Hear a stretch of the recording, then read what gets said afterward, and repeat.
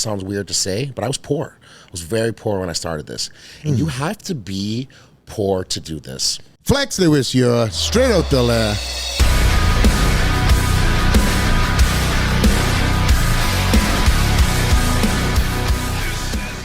Today's guest, last name is royalty in the sport of bodybuilding. His son of three-time Mr. Olympia champion Sergio Oliva.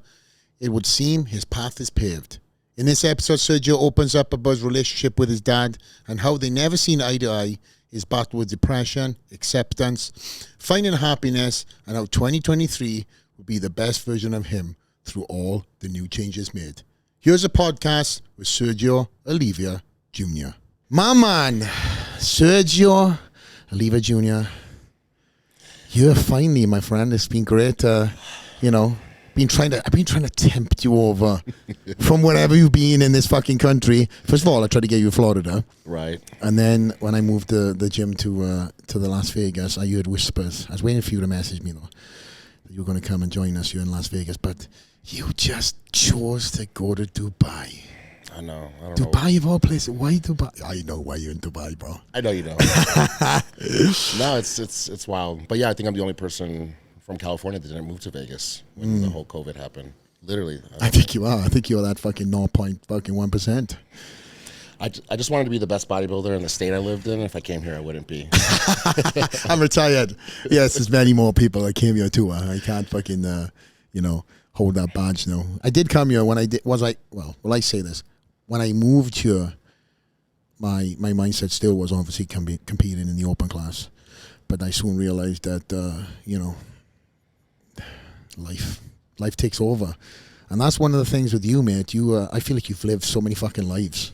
In the many years that I've known you, many years, because I've known you since you were a teenager, since Gaspari days. So it's been a very, very long, you and pro, very long time. Of course, we all knew that you were going to do something great. And I think this move to Dubai now, where you selfishly can focus on yourself. And I know we spoke, a little bit off camera earlier. You've really gone to Dubai and you've tried to do something that most bodybuilders, they can't do right now. And that's stay away from social media and just train, find that passion and grow. And you were like, because we were talking about doing this, doing that, and you were like, bro, I just want to fucking do what Dorian done and just hide away. And I was like, good luck. But yeah, so far, mate, you've been able to dance around, quite a lot of social media, because you could be doing fucking something every single day out in Dubai. You know that. Because I've been there not so long ago, and it's an incredible place to live, especially when you're a bodybuilder. You get very well looked after. And it's cool for me as your friend to see that you've been very well received over there. And literally, you must be in a happy place because, what are you, fucking 300 and what right now? I think 312. Well, I was when I left Dubai, so. He's about 320. He's lying. But yeah, Dubai. Tell me about that and why the move. I think, growing up in this sport, I think there's positives and negatives. And without all the negatives, the big positive is seeing a lot of bodybuilders come and go in my life. Seeing guys come and go in the 80s and the 90s. And then even in my generation. And usually if it's not some kind of injury, it's something mental. They just are done or they want to focus on something else. And I started to catch myself starting to feel like that. And I think maybe because I was able to see them. And really the best thing that ever happened in my career was meeting Sean.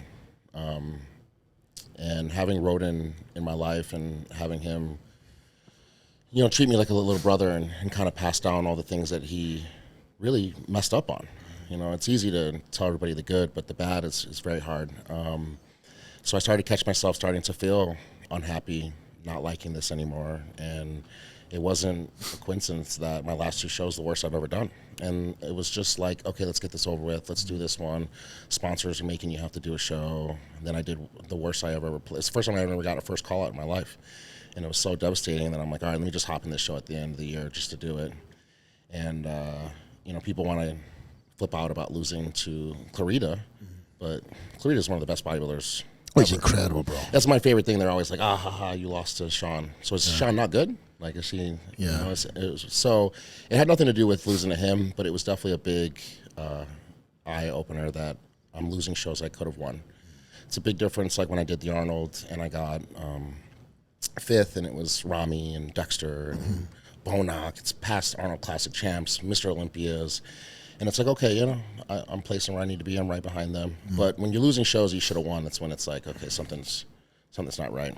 So it's really a crazy story how I even got out to Dubai, because when I did the Olympia in 2018, for a lot of my friends that know, I was going through a really bad depression, really bad. I tried to kill myself. It was just a really bad struggle, and it was really stupid. It wasn't over anything serious. It was over a wife, you know, a woman. And I know you've gone through things with your ex-fiance who I met when I first met you. Yeah. You're with her, and thank God too, just of what you've told me and how you dealt with that. I think that's probably why it helped me to continue doing shows. And either way, so when I did the Olympia, I was just very not there mentally. But when I won New York and I passed up going to the Olympia, I regretted it, because I passed it up to go out to Australia to be with her. And now here I am, qualified again, and now I'm not even wanting to do another show again. But I'm like, I can't do this again. I cannot pass up 2 Olympias. So I'm like, all right, let me do it. And then I'm just not happy. And we're doing the meet and greet. You were there. And everyone left because we have the Olympia to compete in. And it was so weird. When I was going through the depression, I had this thing where I didn't want to go to sleep, because if I went to sleep, the next day something bad was going to happen. Something was going to make me upset. So I felt like that at the press conference. If I didn't leave, then the reality of doing the Olympia didn't actually kick in, and everything that happened in my life. So if I just stayed at this table, and I had people that were waiting in line, so it was cool. It was definitely a good distraction. But in my head, I wasn't in a rush to leave, because I knew I wasn't going to even be in the top 10. So I stayed, and it's so crazy. This guy from India came like at the end, and I don't know, maybe just because I was in the mood I was in, I was just kind of just treating everybody, you know, the same. And he really liked that I just was really nice to him. And he ended up messaging me later on to have me come out to the Sharu show. And I passed it up because I definitely was not wanting to go out there. And then last year, he brought me out to India. And on the way there, my friend's visa did not clear. So we had to go stay in Dubai for like 48 hours till her visa cleared. And that's the first time I've been out there. And I was talking about this earlier, like a lot of Americans were very ignorant when it comes to the Middle East. Yeah. I think Kuwait is the same as Dubai. I think Saudi Arabia, Iran, I think they're all the same. And they're really not at all, especially Dubai. Dubai is, you know. It's very westernized. Yeah, it really is. Yeah. It's funny because in their culture, Dubai is like the bad. Like they would never want to put their kids to go to Dubai. Harem. Yeah, for sure. Yeah. So I went there, I loved it, and then we left, went to India, and I did that stint. And then when I came back, I still was in this like, ugh, what show am I going to do next? And I'm living in San Diego, which is like the nicest place to live, you know? Beautiful. So there's no reason for me to be unhappy. Was that 2 weeks ago? And he's like, oh, if you ever wanted to come out to Dubai, he would help me with my visa to get out there and, you know, train at the Beano's gym and stuff like that and get away. And I'm like, yeah, you know what? I'm going to do it. So I did. And it's the first time I've ever left my family. You know, people talk about their dogs. It's like really weird. I don't have kids, so it's my dog. It's your baby, bro. Yeah, so it was a big deal for me to leave, and I did. And I just went out there I said I'll go out there for 2 or 3 months. And I got there, and within 2 weeks, I was like, I'm not leaving. I'm fucking staying, man. This is insane. The gym is the best. The support is the best. But I started being excited to go to the gym. I wanted to go 2 or 3 times a day. Like, it was so nuts. Going to bed early, you know, which is all the opposite things that I was doing. And that's when I told my family I'm going to stay out here, and I'm going to prep for my next show out here. And the longer I'm out there, the more I love it. It's there's no weed, there's no swearing, you cannot raise your voice. Yeah. So these are all 3 things that I do every day. Well, I swore like fuck out there. Within the first 2 weeks, I already had the cops called on me. I had this guy who was getting upset because I like, long story short, I went to go get like a drink, came back, he like moved my stuff, took the equipment, and I'm like, anyone can always work in with me, no problem with working in. He's like, no, this is my machine. Oh, Jesus. And I'm like, no, whatever. I'm not even trying to talk to this guy, not even giving him attention. And then he keeps following me, and, hey, look, man, I don't want to talk. I'm just trying here to lift. This is my job. And he keeps trying to talk, and he tells some of these people that no one tells them no. So was very hard for me to understand. So I even just was like, hey, look, I don't want to fucking talk to you. That was it. Boom. This guy on the phone calls the cops. Immediately they come To the gym? Yeah, and I'm thinking in my American head, like I'm laughing, like I didn't do anything wrong. There's nothing. Yeah, call him. Did not know you cannot use the F word. You cannot raise your voice. That is against the law. Oh, really? So luckily, the people at the gym, they're just such a tight community that this guy ended up getting in trouble for calling the cops to the gym. Damn. Honest and the whole Beanos community, they went off on this guy for calling the cops over something so little. Shout out to Beanos and the crew. Yeah, for real. But driving, you want to. I'm from Chicago. Give people the finger for nothing. Yeah, just when I come fast enough. Fuck you, going 60 in a 50. God forbid they're just doing the speed limit, and you can't do that. So besides those things, you're teaching me things right, by the way, which I done in Dubai and got away with it by the side of it. I'm sure you had different rules than I did. But besides those things, yeah, it really is, everything about it is better. Yeah. I did tell myself, I'm like, I'm going to come out here. There's going to be no women distractions. I think it'll, again, the American in me, I'm like, they're all, Middle Eastern women. It's the most insane, beautiful women I've ever seen in my entire life. It's insane. And that's probably the only vice that I was not expecting. But other than that, yeah, I'm enjoying bodybuilding again. And Good. I think when we watch from the outside, did the same thing, and you hear bodybuilders talk about problems, and it's like, all you have to do is train, you don't have to work a job, shut up, and you see people when they change sponsors or something like this, they're just like, fuck this guy, and he doesn't appreciate this sponsor, blah, blah, blah. It's just another world when you do it. And I was talking about this the other day. There's not many people, there's actually none. There's maybe besides Hunter, we're probably the only people that actually watched when we were kids, then became fans of the sport, then did it, and then became top pros. Yes, you and Hunter. So it's very weird to go through every stage because I've been so ignorant on every level. I used to be the guy getting mad at people for not doing things the way I want them to do. And it's just like, now that I'm a pro, I'm getting mad at people not understanding that I want to live my life the way I want to do it. So it's cool being out there and not having to care about anybody. I don't have to do anything. And it sounds so negative, but I'm sure you can relate too. Sometimes you go to the gym, you just want to train. And if you're at your home gym or your gym that you go to, if you make eye contact with people, you have to, hey, how's it going? Blah, blah, blah, And at the end of the day, it's bullshit. You're not talking about anything. Yeah. So now I'm in a place where I can literally look at somebody, I look down and just keep training. And it's not like, did you see Sergio? He looked right at me. He didn't even say hello. Fuck that guy. Yeah, you can just give the over there. You just like and then like, oh my gosh. Or you put your hand on your chest. That's it. Wait, exactly. you got your headphones on, and they don't want to bother you. No, you'll see them. They want to like ask a picture, and they'll like sit there and wait for you to finish. They'll be waiting for an hour. No respect in that gym. Mm-hmm. So it's very cool to be out there. It's a different world. But I'm not going to live there forever. I wanted to go out there. I want to get huge as hell. I think a big thing that got in my head when I was getting ready for the Arnold last time is I don't see myself as one of the bigger guys.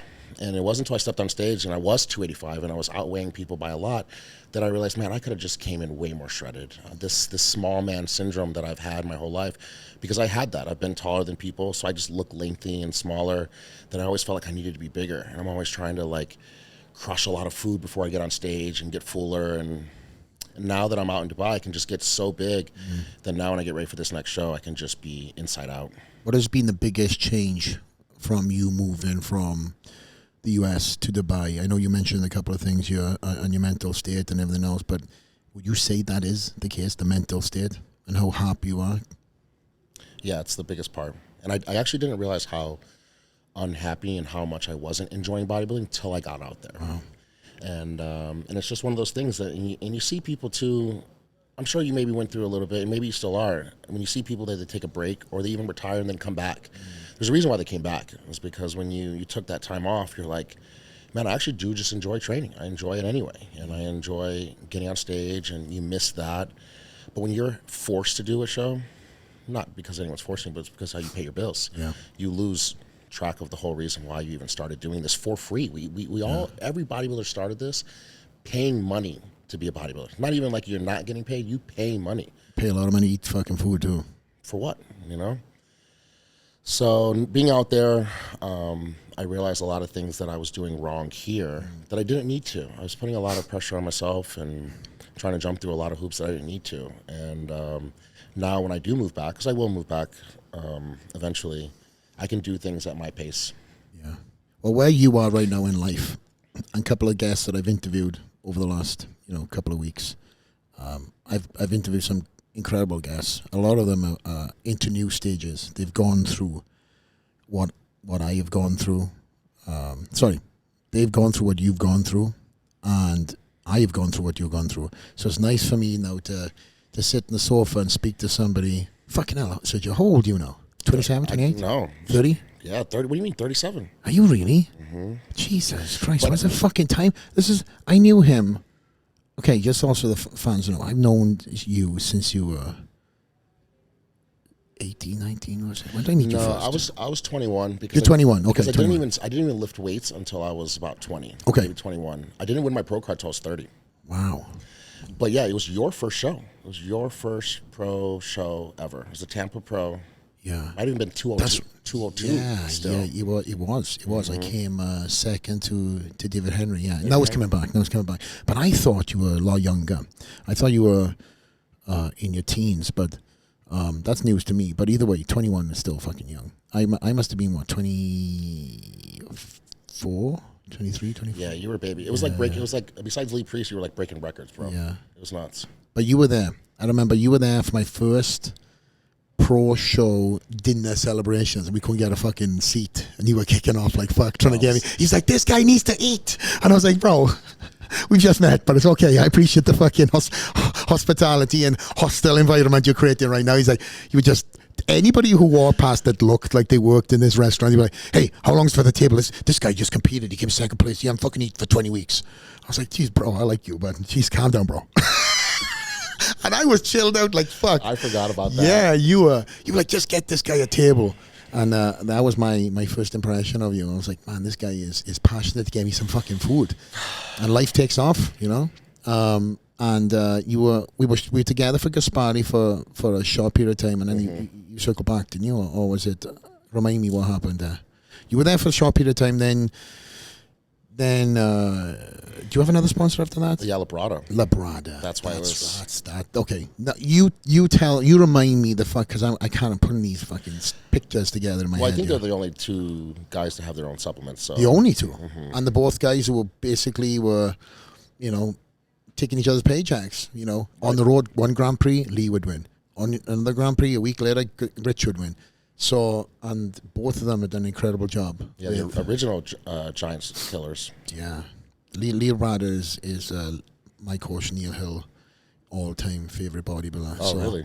So then when I came through the ranks, can you imagine, obviously, Lee Brada's name was coming out a lot of his mouth, just like Lee Brada, pause, all that stuff.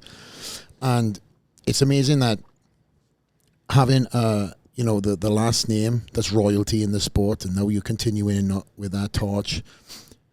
Your posing is fucking incredible for a big guy. You flow so well, which you've been able to win Best Poser awards. Everybody gets excited when you walk on stage to see your posing routine, because you genuinely put a fucking hell of a routine together. Thanks, man. So is that something that, at a very young age, you were like, okay, this is going to separate me from the pack.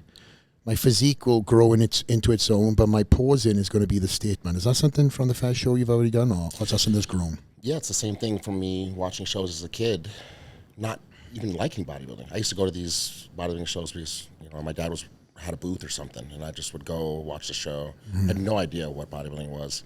And no matter what, these guys stood out, these posing bodybuilders. Yeah. And I was always upset that these guys didn't win.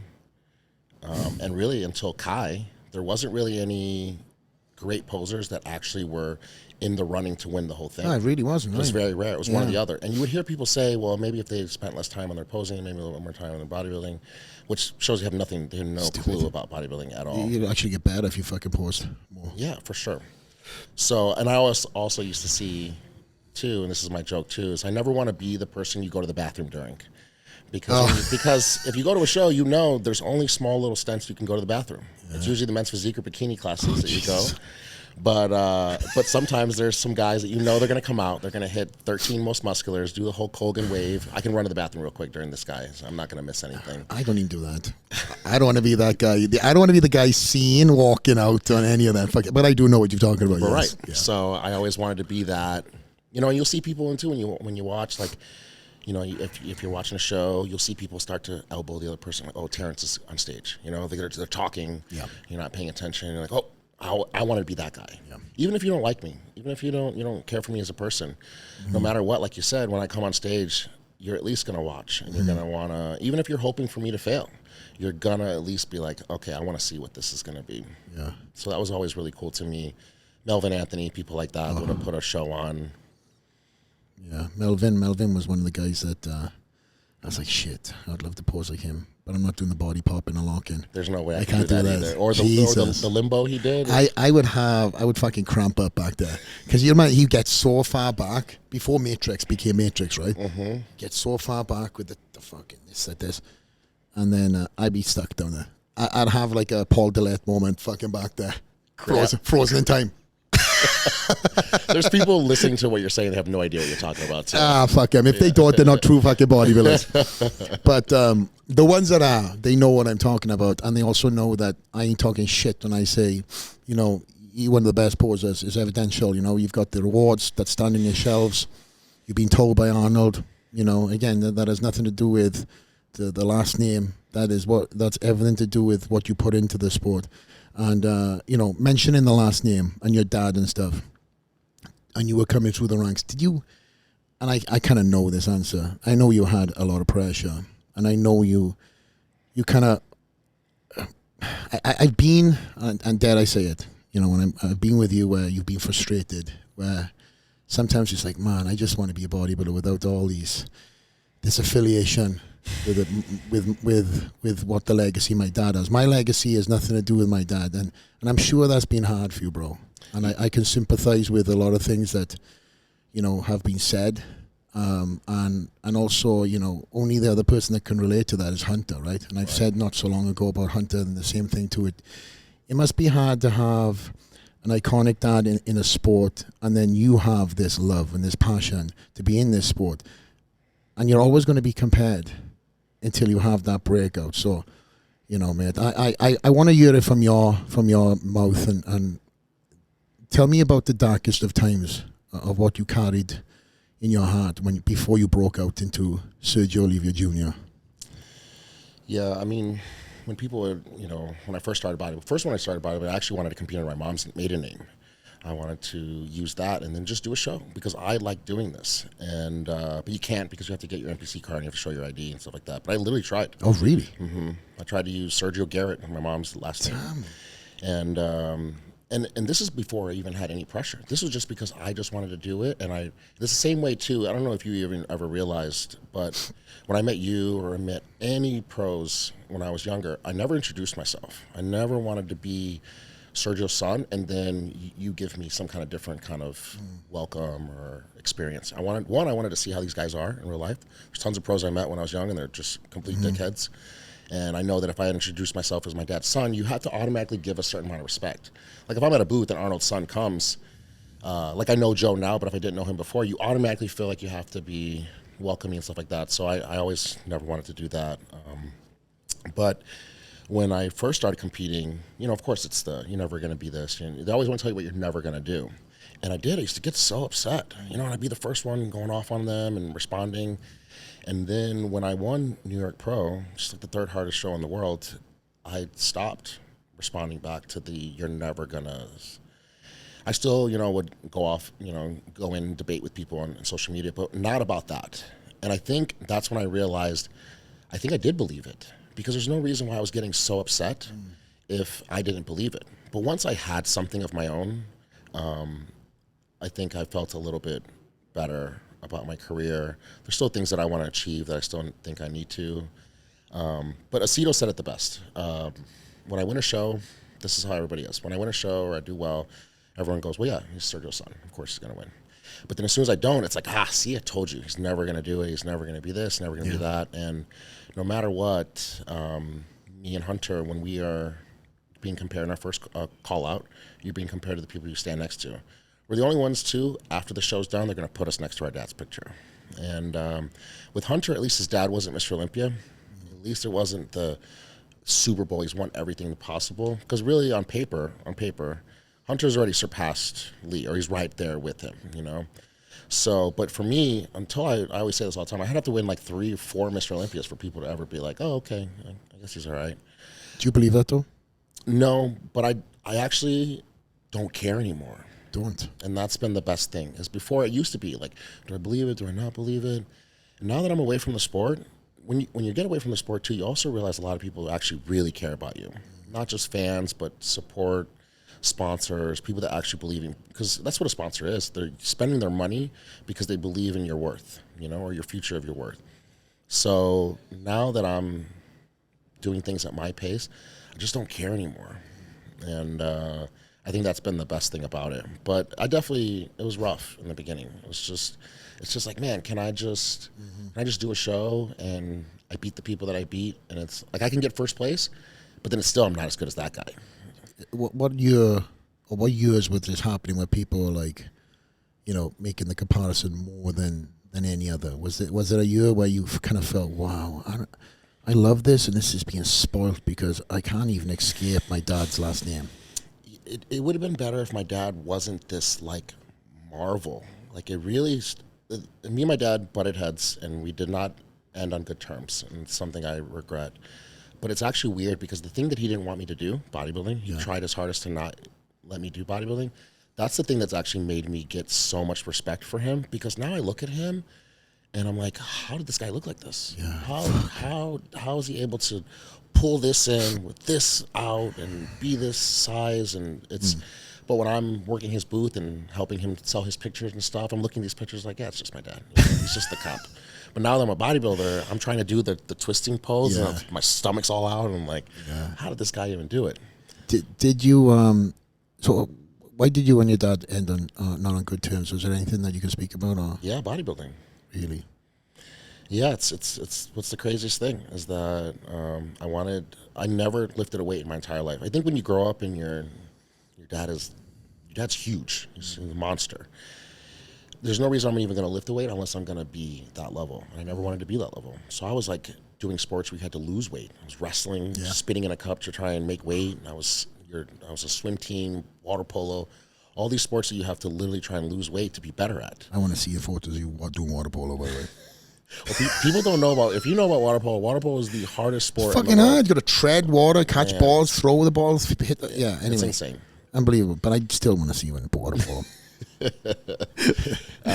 Sorry, bro. You were doing water polo. You were doing many other different sports before you picked up a weight. And then that's how I know I for sure want to do this. Not because of any influence of my dad.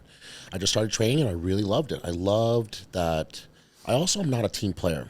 I think when I played football, and people don't know too, in track, like I did hurdles. I could be the best hurdler in the state of Illinois, but if the accumulation of the points that your school made didn't win, you lost. And people don't know track and field is a team sport. So I didn't like that. I didn't like even in football. I could do my job, I could kill it, and then one guy messes up one play and we lose. In bodybuilding, it's all on you. Yeah. You're going to win or fail on your own. You have people obviously that support you and help you, but at the end of the day, it's on you, and I loved that. And you get to see something new every day, every week, every month. So I really started getting into it, and then I started joining gyms. And I think once my dad saw that I was trying to get a little bit serious, that's when he really was like, no, you need to focus on school and not worry about this gym stuff. Because he'd always say, oh, you cannot train until you're 16 because it stunts your growth. You know, you can't train until you're 18. He always had all these excuses why I couldn't train. Oh, yeah. And then once I just was old enough to get my own gym membership, I just did it. And yeah, he even called this gym one time. I found this gym in a basement that there's no way he was going to find out about it. And he called them, and I came in one day, and they're like, hey, your dad called. We got to reimburse your membership. So that was the end of it. I was really upset. We definitely were butting heads. And I was like, man, you know what I'm going to do? I'm going to leave.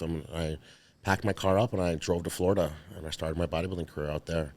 And I think when I left, I think he's Cuban, and he was born in the 40s. They don't know how to express their feelings. It's just how foreign parents are. They just get mad. Yeah. And so the more mad he got, the more I distanced myself from him. And I think maybe if he explained to me that he was very upset and hurt that I left living with him and living in Chicago, maybe I would have thought about it different.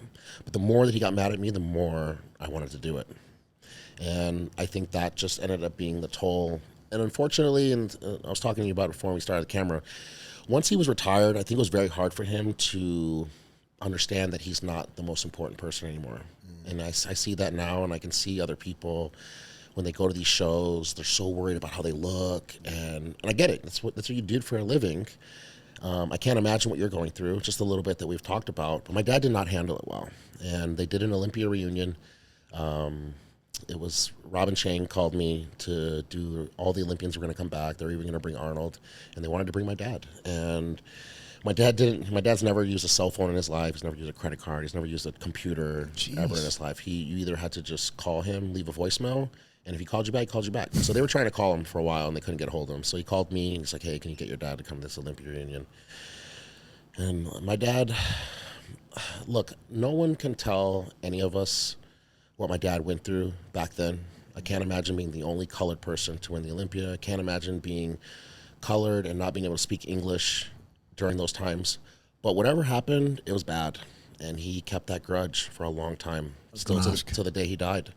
And he didn't want to go. And I'll never forget it. It was one of the happiest times of my life. As I called him, and he's like, no, I'm not going. He hung up the phone on me. He's like, he's not going. And then he called me back, and he was like, I'll go, but I want you to go with me. And it was like, that's my dad, like, making an effort. That's him expressing his feelings. That little sentence right there. I was so happy. And when we went, I think it was 2015, they brought all of them back. Yeah. And he was just so upset the whole time, man. And I think because I was younger, I didn't understand. I was just so mad at him why he was just being so angry. But now that I'm in the sport and I'm older, I understand, he was going through a lot of insecurities. Wow. He was very upset by how he looked, and probably how people look at you, like we were talking about. They just look you up and down, and back then they couldn't tell you were healthy. It wasn't they didn't have an out. It was just like, what happened to you, you know? And he was just being mad. He was mad about a lot of things. He was just mad because he also came from, and you missed it too, the Mandalay Bay days. I missed it by 1 year. Man, that's when bodybuilding was, those stages, the money that they put into that, the Wayne DeMillion, all those people, they for sure were messed up mentally. But whatever it is, they put on a good show. And these bodybuilders back then, who either competed on those stage or either now were brought back to the expos during those days, it was hard to go to the Orleans. There's no way. So he was just getting so upset. He was just constantly complaining about how it wasn't at Mandalay Bay anymore, and this Orleans was shit, and where they put his booth was shit, and he was very bitter. And I'll never forget. It ended up being where Mannion went up to my dad. And again, we don't know what's happened back then. I'm not going to speak about it. I have no idea. But whatever it was, Mannion was trying to drop that grudge. He went up to my dad, stuck his hand out, and he's like, hey, Myth. And my dad just left his hand out there. I mean, he almost did one of the, like, put his hand, you know? And I'm watching this, like, I'm competing now. And I'm like, fuck. Yeah. So when Jim walked away, because it was so awkward. He just walked away. And I whispered in my dad's ear, I'm like, Dad, like, look, I can't tell you what happened back then, but this is only going to hurt me. Yeah. You know, Jim and them are good people. They would never take anything out of my dad on me. But no matter what, it's just automatic that if Lee Priest had a son and he started competing, I could only use Lee as an example because Lee and my dad are the only people suspended from bodybuilding. Oh, your dad was too? He's the reason that rule was invented. The rule that they used for Lee to suspend him for going to the other federation was invented for my dad. Aye. So a little history lesson, they used to be okay to compete in both federations. And then my dad, too, he definitely went out of his way to try and disrespect Arnold and Joe Weider. He's doing some guest posing in Mexico. He jumps off stage. He starts posing in Arnold and Joe's face, like right in their face, in the crowd. Jeez. And right then, Joe makes a rule that you cannot compete in another federation. And now my dad is suspended for just the Olympia. It's like suspended for 2 weeks. But this is to show you how smart Joe is. Joe allows my dad to guest pose at the Olympia. I think it's 71. Yeah. So he still gets people to buy tickets to come see my dad. But now you can never have Arnold and my dad go against each other. It's very smart. Arnold won that Olympia. My dad was suspended. That's the rule they end up using to suspend Lee Priest. Do you think that was more of a ruler was made up by Arnold. I think because my dad had just beat him. Yeah, I Right, know. exactly. So I know my history. I'm an actual bodybuilder that knows my fucking shit. no, yeah, but I mean, it was the year before. Yeah. So yeah, I'm sure they thought he was going to lose again, and then made that up. For sure. No matter what anyone thinks of Arnold, he's very smart. He's a business guy. Yeah, absolutely. You know, he's not an idiot. and let's not confuse what this sport is too. This is business. It is a business. You know, and I think you already have put your toe into many different endeavors already, and you realize that, you know, the biggest business is you as the brand, right? And we'll circle back on that later. But I do want to talk about going back to you and your dad and your relationship, mate. And you know, yes, nobody knows what he went through, and I'm sure it wasn't cool. It was obviously enough for him to be pushed away from the sport. Your dad is, and always will be, a legend. You know, I guess probably didn't have enough respect put on his name as he should do. But again, he's you mention any athlete, or you show, shall I say, any athlete that's a bodybuilder that eats, sleeps, and shits this sport, a silhouette of something, and they're going to say Sergio Oliva, or no, Sergio Oliva Jr., because you both can pull that fucking pose off incredibly well. I don't. The victory shot. I don't think I pull it off that well, but I'm telling you do. It's pretty cool. But what I was saying with Lee is like if Lee's son now is competing, you're automatically going to think Lee's son's like his dad. Yeah. So you're automatically going to have. So that's what I was worried about. I didn't want the Mannings to think like I'm this go against the grain kind of person. So I whispered in my dad's ear, and I was like, please, Dad, this is only going to hurt me. And he yelled at the top of his lungs at me in this expo, and the whole expo stopped. Wow. It was nuts. I cried. I was so upset. I went running back to my room. And this was supposed to be our time that we were supposed to be rekindling, because we hadn't talked for a long time. And then this was him making an effort for us to do something together, father and son. The first time we've ever done anything father and son in my entire life. He never went to any of my track, swimming, football, nothing. So now for the first time, and I don't know, 21, 22, we're going to do something together. So I was devastated. And after that, yeah, we ended up getting into a huge argument in the hotel room, and that was it. That was the last time that I saw my dad, and then he died right after that. Damn. So it was just over bodybuilding, you know. It was just so stupid. It was so bad, and he definitely was wrong for sure about a lot of things. But maybe if I was a little bit older and mature, I would have been able to have handled it better, because I would have realized what he was going through. So that's how it ended. Still tough. Yeah, for sure. And you obviously were trying to work through a tough situation already, but then you thought bodybuilding and him seeing you, how far you've come and everything else. But you know what, though? I think maybe that, as you said, he's come from a different generation, right? He's seen things, he's gone through shit that he doesn't want his son going through. And maybe he thought like this was going to be the same path of old. Right, and I get it. You know, and maybe if he came more and he's seen a lot how the sport has evolved. You know, whatever that issue was, might have been like, oh shit, it's not around anymore, and they actually do whatever it could be, because we don't know, right? He's taking it to the grave, along with all his emotions and everything else, because you said he was kind of a, you know, locked up type of guy. Very. But I'll tell you this, bro. I feel in my heart of hearts that he's looking down right now and he's like, fuck. I'm fucking proud of my son, because you've done incredible things, mate. You know, again, I couldn't imagine have so many walls to go through, not having the support of my father, who was iconic in the sport. And that's what a lot of people don't understand. It's not like you're fucking Sergio, you'll be given a plateau. You know, Lee and Hunter have an incredible relationship, right? But I feel like you get more shit than anybody. and you don't have that, like, that support. So you've lost the support from your dad, right? Now the fans, for whatever reason, back then, a little bit now, well, I don't know, you live it, not me, say these fucking things, but they don't really know this. So this might be news to a lot of these viewers that are listening right now, that you didn't have that support. So not only were you fighting that, but then you were fucking going online and reading all kinds of shit that people are saying about you, and, oh, he's only doing this because of that. It's like, no fucking hell, bro. And this and this are so connected. Yeah. Mental health and everything else. So I couldn't imagine what you went through, bro. It's tough. It's tough. So I'm very happy to see you now in a very good place, you know? Very good place. And I know you're in a good place, because you and I will always fucking laugh and joke, talk shit. but then there's this like fucking physical energy. And also we have mutual friends that tell me, I got people looking out for you about Dubai, whether you know it or not. I said, how's Sergio doing? How is he really doing? No, he's fucking loving, he's fucking huge. You seen him right now? Jesus Christ. So yeah, it's good for me, mate. And again, to all these other fuckers who are putting so much, shit on top of your plate when you really didn't need to have any more shit in your plate. Fuck you. Let's be honest, right? Fuck you. It's difficult at best to do this. There's a lot of mental torment that you go through, regardless of the last name. You're looking at yourself, oh, I'm not big enough.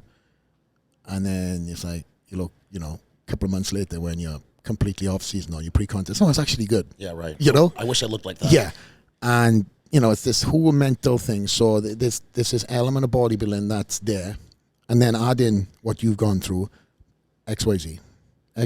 So, yeah, man, I truly, I don't know what you went through, but I can sympathize. And I think that's one of the reasons why you have reacted in some cases to many things, because your reaction is, every action is a reaction, right? So somebody's action towards you, you will, again, whatever it is, you're going to react and say something. Everything that's happened in your life. You've lived it. This person, you presume, might think they know, and then you're answering or saying or fucking replying back to a comment. But again, I don't even know if you put this story out. If you have, you've put it out in dribs and drabs. I know that you told me years ago that your dad thought you had about the bodybuilding thing. So even I didn't fucking know some of this shit, mate. And you and I have had some good heart-to-hearts in some cases periodically throughout the years. So it's tough, mate. I sympathize with you. And again, I only want to wish you the best and see you do well. So when I see pockets of you being happy and then something else happens, I'm like, oh, bro. So now you're in Dubai. Mm-hmm. Now you're in Dubai and you've got this kick to your step and you're saying that, man, I want to fucking train 3 times a day. When before you didn't want to eat. Yeah. You didn't want to fucking train. You would go into the gym because you had to. You go into a show or commit into a show because a sponsor said you had to have 1 per year, whatever it is. So it's a whole different mindset now. And would you say that this is going to be, because of all the new circumstances, the best ever Sergio that we've all yet to be seen yet? Yeah, it has to be. It has to be because it's been too long of me not being who I should be. And look, there's other things that applied, personal reasons, relationships, injuries, stuff like that. People don't understand. Yeah, it happens. But now I have no excuse. That's what I keep telling myself, that now if I don't do the best I ever have or look the best, because look, like when I did the Arnold and it was Mr. Olympia's competing past Arnold Classic champs, it's still the best I ever looked, even though it was not the best placing. I think it's very hard for people on social media. You can go to a show where there's nobody and you get first, and you're like, oh, wow, he did the best he ever has. Technically, it's not the best you ever have. So it's the best I should look living out there because, I have no excuse. And if I can't, then this isn't for me. Because every time I do a show, and this might be for everybody, every time you do a show, you think, oh, there was that. If that didn't happen, I would have looked better. Next time I'm going to do this. That's all we go through. So every time I do a show, it's just like, oh, man, maybe if I wasn't going through that divorce, maybe I would have killed it. That's rough, though. Divorce. Yeah, look, the female part, I wish in Pumping Iron they would have, because, Pumping Iron's our Bible. It's a Bible. I wish that he would have actually just said, hey, look, the woman that you pick to be your partner is going to be the make or break. There's no way around it. Tell these fucking teens right now. Tell them. You're going to save hundreds of thousands of dollars right now. God. And chances are the person that you're going to be with cannot compete themselves. That's very, when I see 2 people that competitively compete, not that they just do shows here or there, that is very rare. And I look at them and I tell them every time that, man, you're very lucky to either have, whichever way it is, whoever is better, the guy or the girl, you're very lucky to have someone who also wants to compete but is able to be so selfish, or let you be so selfish and put you first, which is very rare. But yeah, and then randomly one time too, I slept wrong. It was the worst injury I've ever had in my life. I lost I don't know, I was like 80 pounds I lost. He went from fucking divorce to sleeping room. That's a Sleeping fucking room. hell of a Right. segue, by the way. And that's what I'm thinking, like, in my head, like, what is up? Like, So, wait, so you... I slept on my arm. Oh, yeah, well, right there. And that was it. I had some nerve damage in my arm. It was I've had hernia surgery. I've had my appendix taken out, appendicitis. It was the worst pain I've ever had in my entire life. Mine's gone too.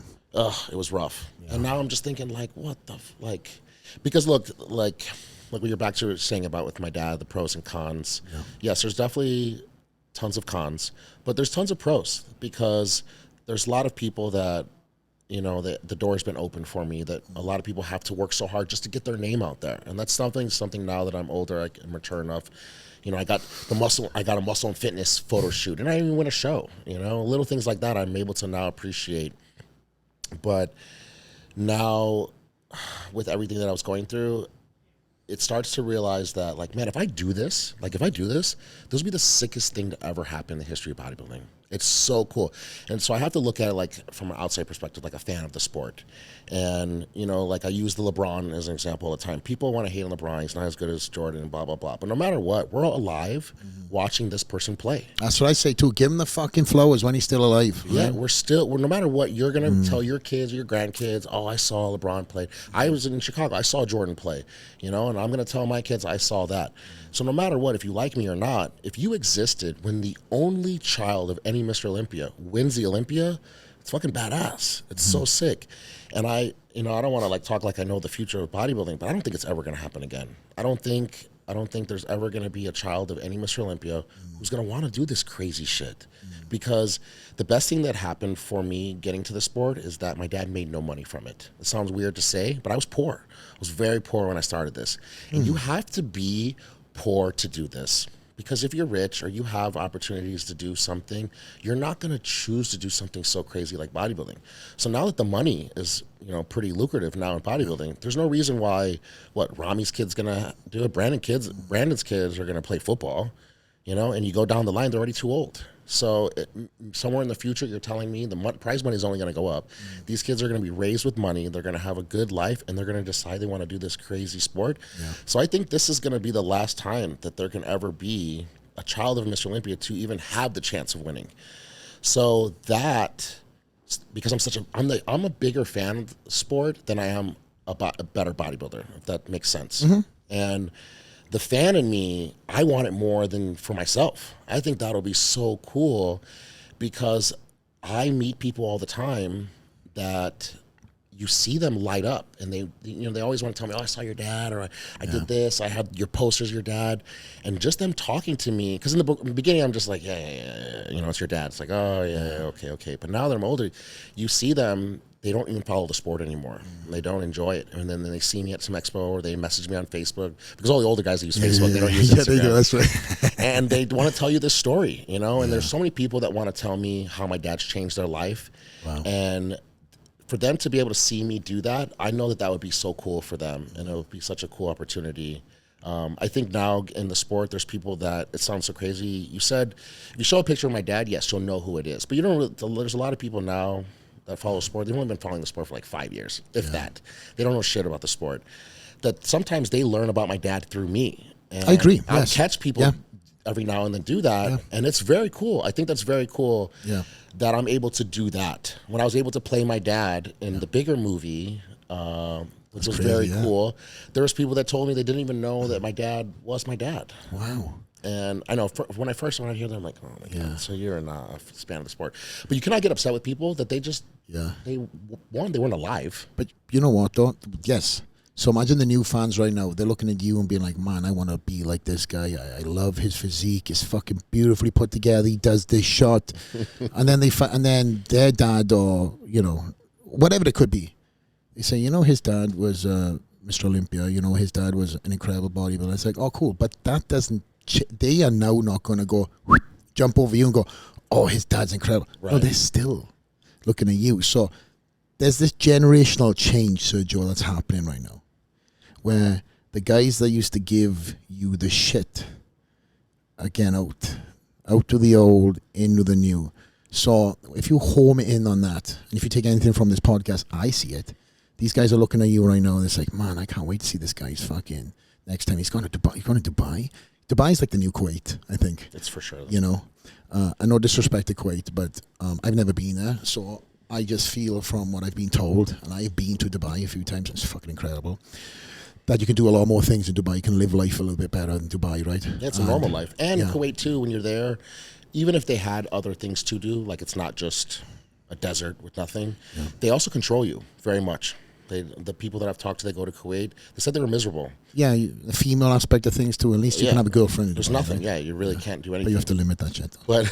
But Dubai, I'm just there, living there, doing bodybuilding. You're in camp. Yeah, no one owns me. I'm not. You know, there's people that help me with my visa just so I can stay there and stuff like that. But my sponsor is in Brazil. I'm doing some personal training, a couple people here or there, but that's it. I don't have anyone who I owe anything to. Holy shit, you must be fucking enjoying life for you spending extra more time in the gym, personal training, just because of how you are mentally. Yeah. Because for me, I fucking hate it. I've never trained somebody in my life. Never have. Really? Never. It's probably I probably missed out $1 million, but I just feel if I was in the gym, I was doing the double days, and then I thought to myself, man, all these people are asking me if I can train them. And I could build up a real good training. But then I'm married to this. I can't go on the road for 2 weeks because party. I can't go here because now I've got this clientele that rely on me. And then I was like, is it really worth it? Am I then training for the money? Or am I training because what? Because I'm in the gym and I know what I'm doing. Right. And what ends up happening is, for me, I can't say that for anybody else, but you start, I would start losing the passion.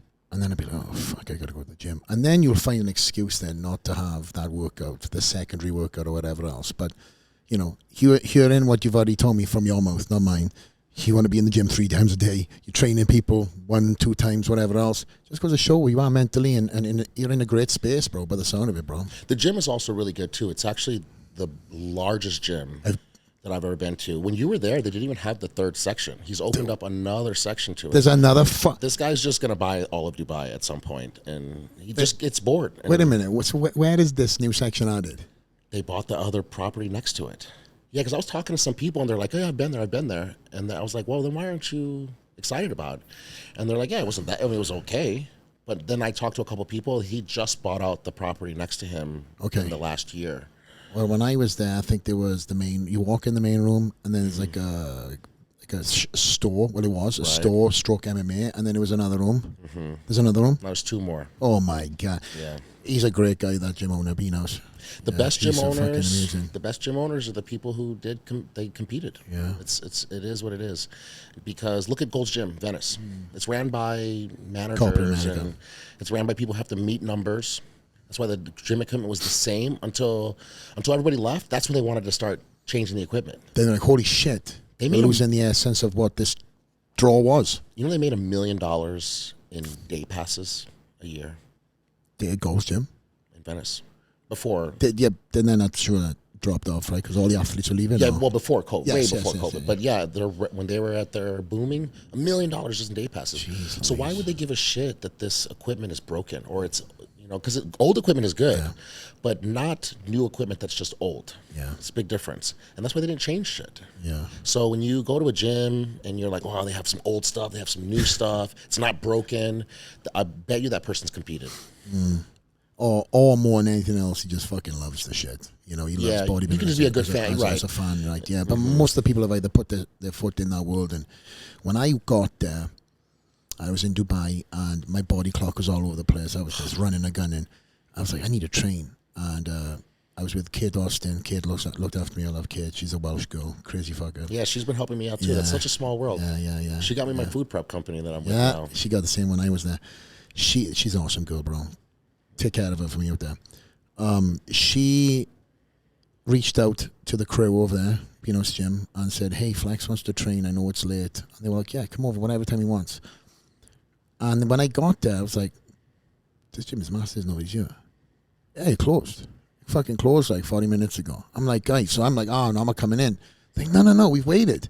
So I was like, what do you mean you waited? And it was like staff that he had called his staff to come in. And I'm like, wait, I'm the only guy here. And then the cameras were there and everything else and filming. And I was like, you know, I was a little bit jet lagged. I'm not going to lie. But I was like, Jesus, okay, you got to snap out of this. And then you realize you start running a gun and you start putting weight on, throwing on. And I'm such a gym rat. I'm looking for pieces that I've never been on. I'm walking around. Let me try this. And what a selection in that gym. It seems like this guy has gone, I am going to create like the best gym in Dubai. But not only that, a gym where people will jump on a plane and look forward to training you. And he's fucking certainly achieved that. Right. I was on his booth for the Dubai Muscle Show. We kind of had this hybrid booth, Dubai Muscle Show stroke Beano's gym. And that's how I met Andrew Jack for the first time. And that's now how it's gone full circle. Now he shares his home in Dubai there and shares his home here at the Dragon's Lair. And he's a great kid, great guy. Actually, great guy. I hate him, actually. Calls me Uncle Flex. I hate Andrew. Can't hate Andrew. Because every time... Genetic freak, right? Every time you want to come up with something that you don't like about a bodybuilder, a typical bodybuilder, he's not it. He isn't. Every time. That's what I like about him. He makes no sense at all. I tell him all the time when I see him, I was like, I hate your guts. You know, he came here. That's why I asked you when you first got you off the mic. I was like, you cold? He's like, yeah, I'm fucking cold. I said, bro, you used to live in fucking Chicago. All these guys from Dubai come over here and they get fucking soft. Bro, you're making me look bad on this podcast now. I give a fuck. All my Chicago fans are going to be making fun of me. I know I saw him wearing the gloves. I was going to message him too and be like, bro, what are you doing with the gloves? No, you know that. Now I need to get some gloves. Softened up. It's Chicago nuts, boy. It gets negative. It got negative 20 a couple times going to school in Chicago. And what is it? What is it today? 50, 60? I'm freezing. Yeah. Freezing my ass off. But yeah, the gym there is amazing. It's so big. I keep saying all the time, the only downside to that gym is that I'm going to overtrain. Because I'm done. And do extra card you don't want because you'll fucking walk in all over the place. Look at that. Yeah. You know, shout out to Panada because they have that place decked out. Oh, Panada's kidding them out? Sorry. Mm-hmm. And it's one of my sponsors now, too. Oh, right, okay. Congrats. So it's been really great. But with personal training, I can train my clients in one room and still have the other 3 rooms for myself, so I'm not getting burned out. Because that is the downside back to what you're saying is that, if you train people, how do you, it's almost like being a superhero. How do you now put your costume on and now go be a superhero, be a bodybuilder when you were just in there all day training clients? Yes. And anyone who is a pro bodybuilder that still trains, they know exactly what I'm talking about. But training people, you do get something you don't get from bodybuilding. You get this pay it forward of changing people's lives. And when I first started this, I had to train full time to be able to pay my bills. And then when I won my pro card, I'm like, I'm not going to train anymore. I'm just going to be a bodybuilder. And then you don't miss the New Year's resolution bullshit people, but you miss the people that listen, they loved it, and then now you see them teaching it to other people, and then they teach it to someone, and that spider web goes on. And no matter what, you're changing people's lives, and that's something cool about personal training that you get. But if you get overwhelmed with it and you do too many, then you're hurting your own career. So now what I do in Dubai is I just give them the most ridiculous price, and if they say yes, then it's fine, and if no, then good. I don't need to be training any more people anyway. They'll pay it in Dubai. Yeah, they really will, and I'm learning that now. I need to raise the price up to him. Oh, Jesus, for all your clients, he's keeping the price, okay? Don't worry, I'll have a word with him. You're not going to come back and have a shock just because he spoke to me at the Dragon's Lair. I don't need these guys coming after me, okay? It's so true. No, it's a great place, and you know, I said to you also off the podcast, if I was single, and it was just 10 fucking years ago, I'd probably go over there too, because I have a lot of friends over there. And business is, for me, very connected over there too. I've had a lot of opportunities to go out there. In fact, at one point in time, I was even talking to the sheik out there about, you know, potentially bringing a Dragon's Lair out there. And then I was like, nah. It's hard to compete because, man, the money is endless for these guys, and now they're in competition with each other. Yeah. I went to another gym because then there's the Olympia gym out there too. Oh yeah. I don't know if it's official Olympia. They definitely use the logo. I don't know. Do they? Oh yeah. Oh well. I don't know what the legalities legalities are. You went there. Yeah. And people there will swear that gym's better than Beano's. So there's people there in Dubai that are this team, that team. Yeah. Then there's another gym that I just went to the other day right before I left, which is nuts. Max and something. What's that called? Max and something? No, that's another one. That's got Arsenal strength. Fucking top to bottom. Mm-hmm. So shout out to that gym. I didn't even have the chance to go there because when I was there, I trained in. There was 2 gyms I trained in. Beano's gym, and then I trained at the Sheik's gym. And then there's Oxygen. That wasn't open when I was there. So these people, I always say all the time, it's just like a who's got a bigger dick competition, because they have a gym and then now they're offended that this person has a better gym, that they'll just put another $1 million into theirs just because they don't want to be second to these people. Well, I found out secondary about all that shit. For me, it was just like, nah, I want to go to Dubai and I want to enjoy myself. Because, listen, Vegas was kind of like Dubai. And Dubai was like Vegas to me, right? And now I live in Vegas. I still don't go near the Strip. But, you know, people think I fucking live there. Most people who come to Vegas think, oh, I couldn't live here, because they only know it as that street.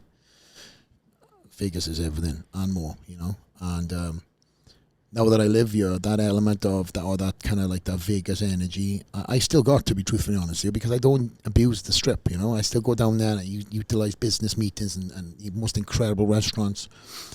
But then if I had business on the Strip and I was there every day and I'm driving in that traffic, it's just gone, you know. I've tried to nurture it. And Dubai is that now for me. I jump on a plane, I get excited. It's like, you know, I've got a lot of friends there, and the gyms are incredible. It's just the gyms, bro, to be honest, you know. The gyms. And also it's just, for me as an athlete that's done what I've done, and now as a fan and always been a fan of the sport, it's great for me to see these up and comers. And fuck me, bro, when I was in Dubai, I kept on looking at these guys like, who the fuck is that guy? Oh, he's still amateur. Or this guy, he's like, oh, this guy's a pro in the elite. Yes. It's like, Jesus, just fucking get him over to the fucking IFBB Pro League. And then you come to find out that a lot of these guys don't have IFBB over there. The only way to turn pro is through the elite, right? So these guys have always competed, so they don't know nothing else. And now it's slowly NPC Worldwide is going over there, and there's more and more pros. But bro, if you guys knew how many Middle Eastern freaks are walking around that gym, you get fucking freaked out, man. Yeah, I was talking about the other day is that's one of the things that is the most motivating for me, is to, like you said, you'll see an amateur who's doing better than you, and you'll catch yourself like, okay, shit, I need to eat again because this guy is doing really well. But also it makes us appreciate, I think, being American, or even just having a passport that you can travel, we get very ignorant and spoiled, because there's a lot of people there that are like, look at there's somebody that qualified for the Olympia this year, he can't come because he didn't get his visa. So there's so many of these monsters out there that just can't get a visa, and they still will then go right back into the off season and prep for the next show with no hesitation. I can't imagine prepping for a show and there's a chance you might not even get on stage. Yeah, that week. How do you go all out? How do you do that? I met this woman from Iran. This woman is bigger than both of us, I swear to God. She's a monster. In Iran, she dresses up like a guy. No. Puts a mustache on to train in the gym, because women aren't allowed to train in the gym. Wow. She lifts more than anyone I've seen, and now she's finally able to now do a show for the first time because she's gone to Dubai. Yeah. And I'm over here complaining about my wife. It's like, what? Well, we both went through some shit. At least there was no mustaches involved. Yeah. But yeah, no, listen, it's relative, right? It's relative, you know, and yes, we can look at somebody in a different country and go, man, that's tough as fuck, and it is, and it does put a lot of perspective on it. But, you know, when you live in a westernized life and then things happen, you do kind of like, man, this is the worst thing that ever happened. And it can be, because, like, listen, maybe that is the worst thing that's ever happened, but then there's always something or someone is going through worse, right? But it's okay, though, to have that feeling. It's okay to go through that moment, because it's, you know, for somebody to short focus some hardship that you're going through and say, well, fuck, bro, you know, suck it up, you know, fucking kids in Africa can't fucking eat, you know, whatever it could be. It's like, you know, there's a lot of deep issues that are embedded in whatever it could be, or whatever. You know, there's no message to me. There's no sort of hidden storyline that's trying to come out of my mouth here. But I think the reason why you are where you are right now is because of your past, but it's not going to dictate your future. And I think that for me as a friend of yours is very exciting, because it's taken a long time to find yourself. Yeah. And, you know, you might have been happy in elements and stages of your life, but would you say this is the happiest you've been for such a prolonged time? Yeah, easily. You're right. Because there was times where, like, yeah, when Arnold came out, like what you were saying about how my dad would be proud of me. Like, we all like to think that. But when I meet someone who was competing with my dad back then, friends with my dad, and that's why Arnold's resonated the most to me, and it was very emotional for me, because Arnold and my dad didn't like each other. They very butted heads. They had a lot of feuds. And here he is on stage trying to explain to me how my father would feel if he was sitting in the crowd watching me. It just means a lot more than just, you know, like one of my friends being like, oh, your dad would be proud of you, or one of my dad's friends telling me that. I was very happy during that time. And right after that, I was very unhappy. So this is probably the longest I've gone consistently happy, and the feeling of I'm doing things because I want to do, it's just a feeling I cannot explain. Is there, I don't want to push too much into this, but was it a trigger? Was it one thing that would always override a button, something said, something done, that will always take you back into that bottom of the barrel again? Yeah, the pressure. Yeah. And it's not the pressure from other people. And when I say that, people are just like, oh, you shouldn't let it. It's the pressure on myself. I feel like what I was saying earlier is like I put a lot of pressure on myself because, look, there's a few people in the sport that have came and gone that if they nail it, they're Mr. Olympia. It's not like that they nail it, they win a pro show, and they qualify for the Olympia. And I feel like if I nail it, I can win the Olympia. I can win any show I want. That mentality. So, but that makes it worse if you don't. Because there's a lot of people that come and go and they didn't win Mr. Olympia, and it's like, well, yeah, they never were going to. But I think it's worse when and me too, I've seen people that for sure we're going to win the Olympia. How many Lionel Bayekis have you met in your life that you're like, man, this guy's for sure going to win, and then they don't.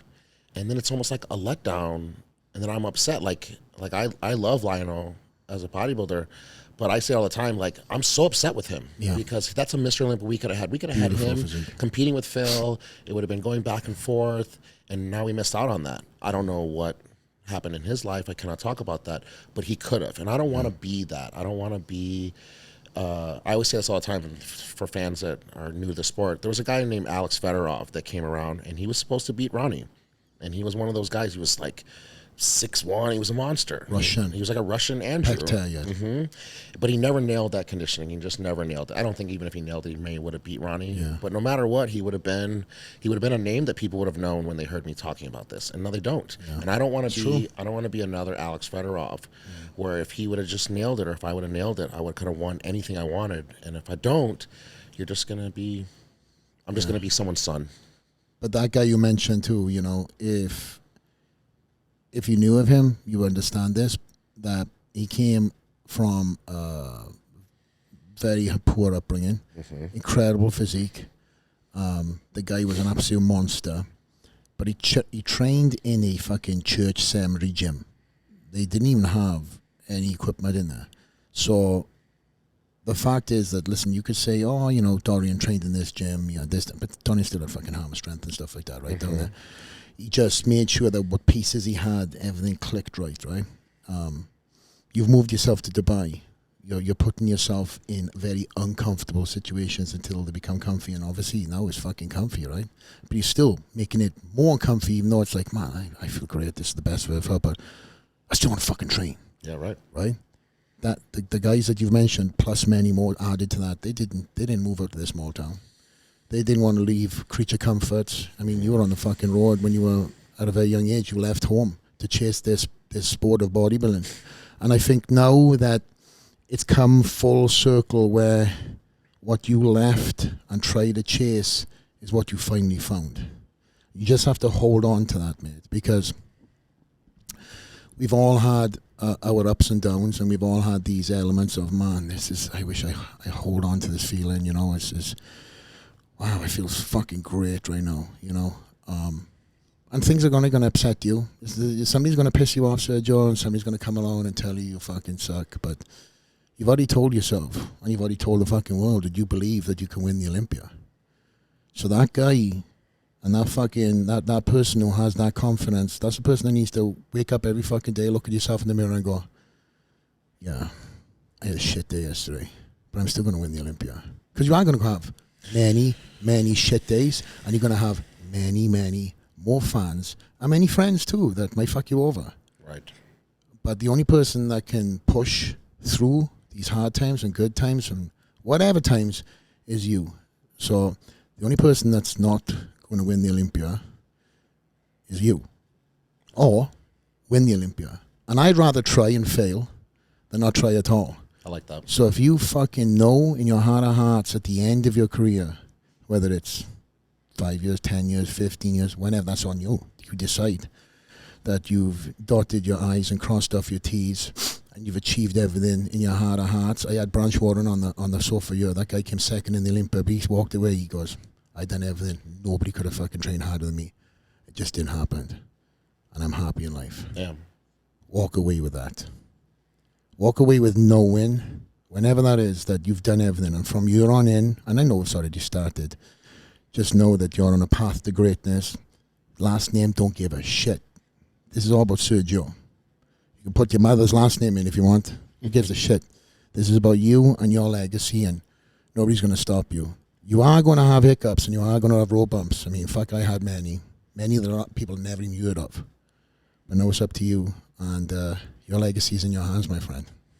Thanks, brother. I'm proud of you, and I believe in you. That means a lot. You know, and actually, I've been saying for a while that there's a lot of past pros that are attacking the sport. You know, the first ones that say, oh, my day was the best, blah, blah, blah, which is fine. It's great. But there's only a few that are actually helping pros today, helping us. You know, you got Milos. Milos is the most... He loves this. He'll give you his opinion on anything. He'll tell you how his generation was the best generation of all time.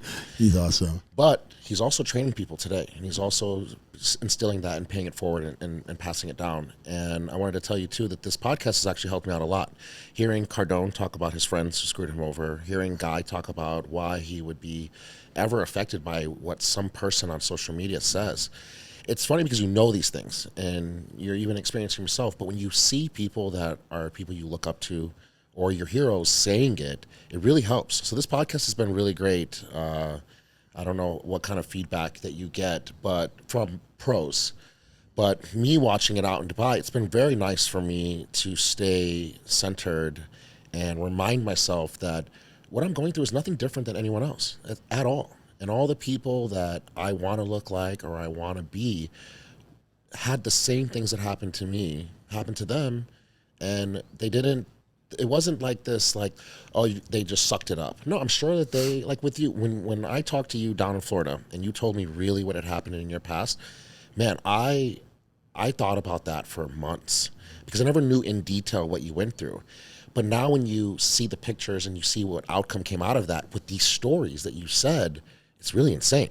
And nobody knows them stories about Right, exactly. And it's insane to think that you achieved this, this, and this while this, and this was going on.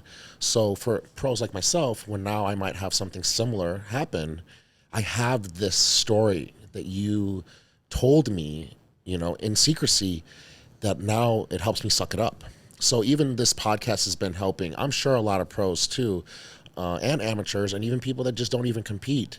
So I think this is really great, and I just wanted to thank you. Thank you, my bro. I appreciate you, mate. And as I've always said to you, I'm always here. I always have people checking in on you, making sure you're good, and they're all saying you're good. That makes me happy.